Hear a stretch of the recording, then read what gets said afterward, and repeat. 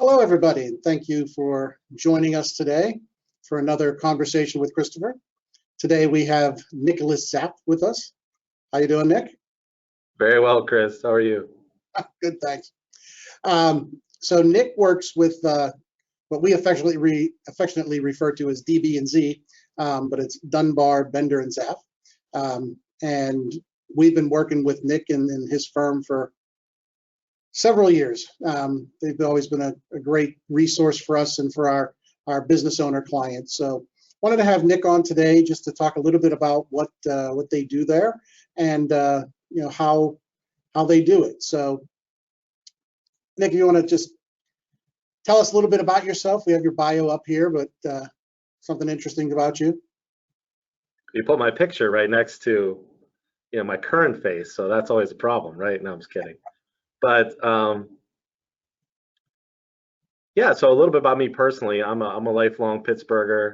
I really enjoy working with professionals and business owners to help. Really, it's about helping them find the right solution for their retirement plans, right? Beyond that, on a personal level, I've got a wife who as well as 3 girls at home. I always kind of joke because I have 3 other business partners who are female here at the office too. So I'm surrounded by quite a few females in that respect, I guess. But always been a South Hills, Pittsburgh guy. I definitely enjoy working in the local region, relationships over time, and have enjoyed the partnership with yourself and your firm over time too. Yeah, I feel you with the working with lots of females. I was in our firm meeting last week, and I said, I'm the smartest man in this office. They all looked at me and said, "You're the only man in this office." And I said, "That's right. So the competition is a low bar." So right. So tell us, in layman's terms, what do you do? What does an actuary do? When you're working with people with retirement plans. Right. That's always my wife's question too, right? And when you go to a party, you try to explain it. It's not the great thing. But I think a lot of people might have heard of the term of actuary, right? There's some movies out there that speak to actuaries, and actuaries can kind of come in one of 2 forms for the most part, right? One has to do more with health insurance, frankly, which you will hear about. Not a business that we're in. The other one has to do with retirement plans, and those can come in all shapes and sizes. So the way the industry has sort of coined our firm is the acronym of a TPA, or a third-party administrator, is what that stands for. I don't necessarily love that term, but it's kind of what it is, right? In the context of either a CPA or a certified financial planner, a CFP, I think a lot of people would recognize that in their day-to-day life and have some knowledge about what it is. But we really kind of work behind the scenes for the most part to, let's say, an employee or somebody that's a participant in a retirement plan. But we work mostly with the HR department, the finance department at different smaller employers, as well as the business owner, to really do a number of things that kind of centers around either designing a new plan for somebody that doesn't have one, or consulting on the plan that they already have and maybe finding a better solution for a number of different reasons. And as you can imagine, the government has all kind of rules for these types of plans, right? So actuaries really come into play specifically to certain types of plans, because the government requires for you to have certain types of plans, you have an actuary that actually signs off on your annual return for the plan. So a big part of what we're doing then per year is preparing, in essence, a tax return for your retirement plan that gets filed every year. So we're the ones figuring out the numbers, much like your accountant might, for your corporate tax return. And there's a lot of things that go into that, of course, but that's ultimately the end product, right? An actuary to sign off on your 5500 filing, it's called. And there's a lot of steps that get you there. But at its base level, we provide an annual service really to provide that return. And that kind of gives you a good background, hopefully in layman's terms, right, Chris, as to what we're doing. Yeah, I always tell people there's a reason why I bring you along because I don't understand a lot of this stuff. I could get us in a lot of trouble if I was trying to just do this on my own. So we need the experts who, deal in this stuff every day to help us make sure we're staying in line with what the government wants us to do. So and obviously there's changes year over year. So having a firm like yours who can be there to help make sure we're still maintaining our compliance with the government is always key. Yeah, it's very true. I mean, it's a niche like anything else, right? Everybody has their specialty. I think ours is a little bit under the radar, right? Is that the specialty exists. Usually we're working through somebody like yourself, or you're a corporate accountant, or somebody that knows that this service is needed to kind of connect you to the right people, right? But it really is a valuable service, I think, once you uncover really what it can do for you as a business owner. And from that standpoint, be best for your employees in the same respect. So the second question on here is, what makes you stand out from others? What makes your firm different than, other actuaries? Yeah, that's a great question. I mean, there's a number of different things that I think about. Number one, our track record, right? I mentioned earlier we have 3 other business partners with myself at this point, but actually next month in the middle of February, we're going to be celebrating our 30th anniversary of the company. So at this point, that's a pretty big milestone. My dad, along with 3 other people, founded our firm 30 years ago, roughly at this point, and kind of have grown it incrementally over time. So myself and my partners at this point are really the 2nd generation of our firm. And we have a long lead path then to get there. But it's also established a track record for us. Number one, from our experience level of our staff and the people that we have on our team. Number 2, then the depth of what we can produce for you as a client, right? When it comes to the expertise around all the different ways that you could potentially structure a plan, and the advice that we can then give you and recommendations around what type of plan and what you should do in every situation. We have a team of about 65 employees. I think we're at 64 employees today that support us throughout this region, not just here, but even into eastern parts of Pennsylvania, central Pennsylvania, New Jersey, Ohio, West Virginia. I would say more of a regional approach. Mm-hmm. Most people normally come to us for a couple different reasons, right? They either have a plan that already exists and they're looking for some help with that plan, or they don't have anything and they need some help in structuring something to get it started. Well, that actually leads right into sort of our next question. So what should someone expect if they're meeting with you? If they don't know what they want or what they should be doing, that's something you can help them with, is to sort of brainstorm different opportunities, I would assume. Yeah, as I said, I think people normally are referred to us through an intermediary, right? Either maybe their accountant they're working with or their financial advisor, such as yourself. So they come into it a little bit knowing some things, but I think there's 3 common themes that we see for why people reach out to us and what they're hoping to accomplish. Number 1, I think it's a standpoint of, I'm trying to minimize my tax bill, right? And I'm looking for ways to get deductions today, which will turn into tax savings for later. Number 2, it's a situation where an individual is trying to build a bigger retirement nest egg for themselves, right?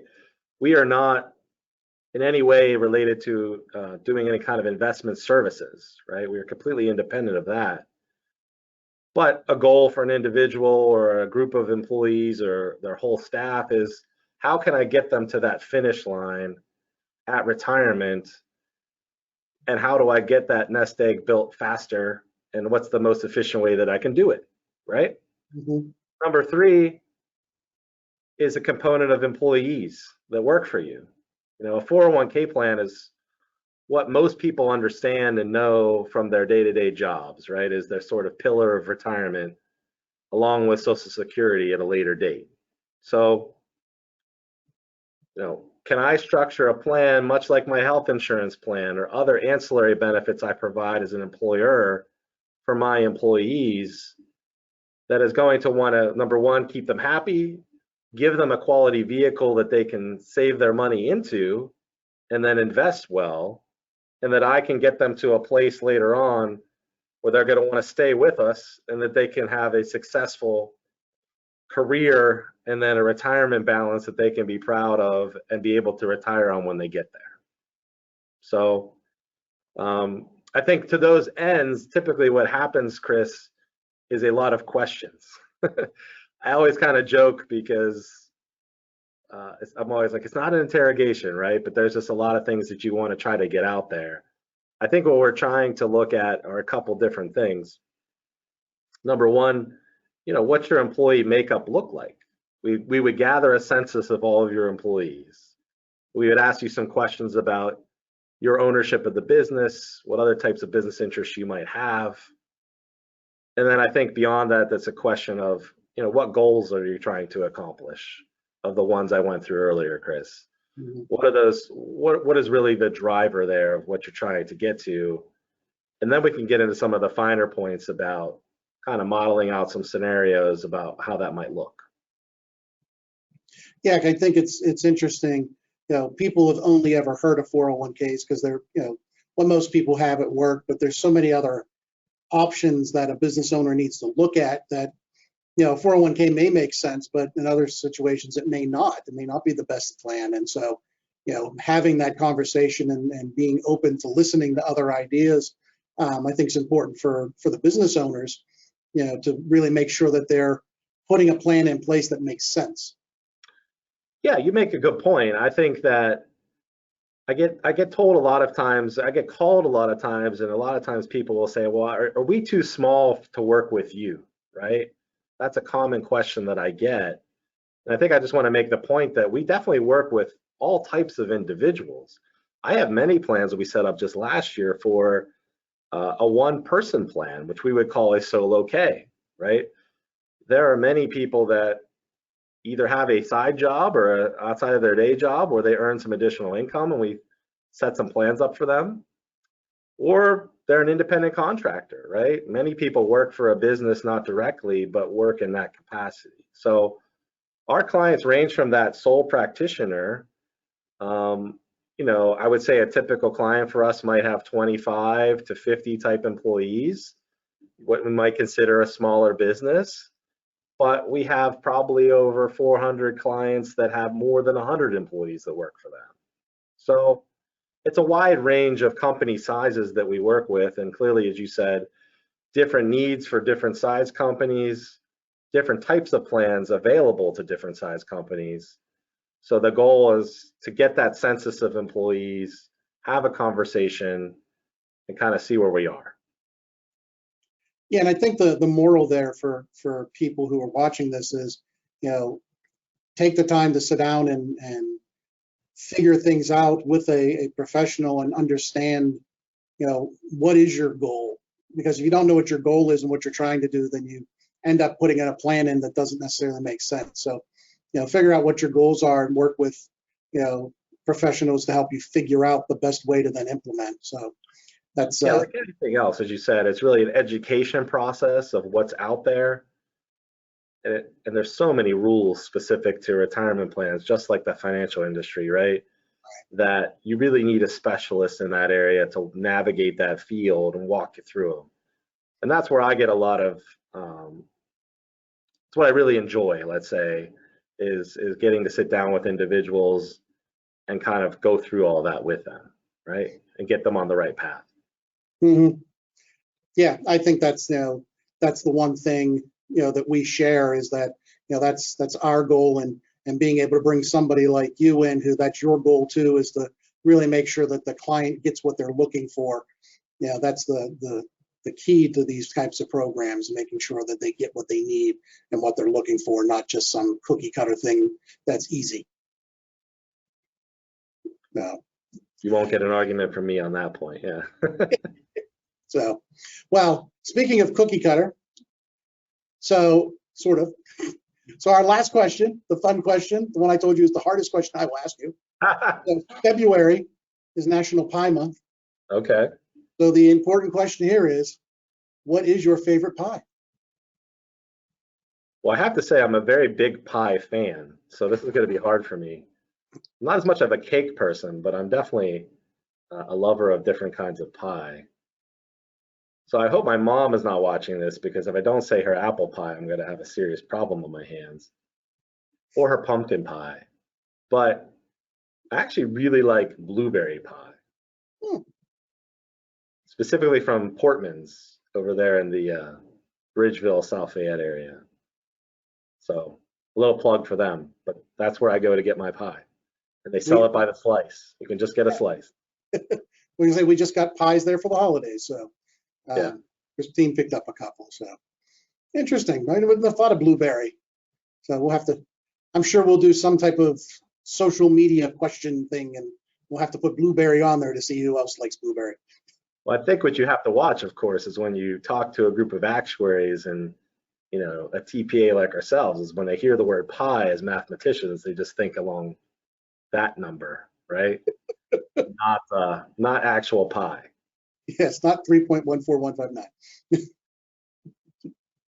Yes, that is always a National Pie Day celebration, it seems like, in our office. Oh, goodness. Well, just wanted to wrap things up then. Say thank you, Nick. Appreciate you being with us as always. Appreciate your partnership and you being such a great resource for us and our clients. And folks, if you have questions, feel free to reach out to us, or feel free to reach out to Nick. Their website's right here, dbzinc.com, or give Nick a call at the number on the screen. And thanks for joining us, and we look forward to talking with you next month.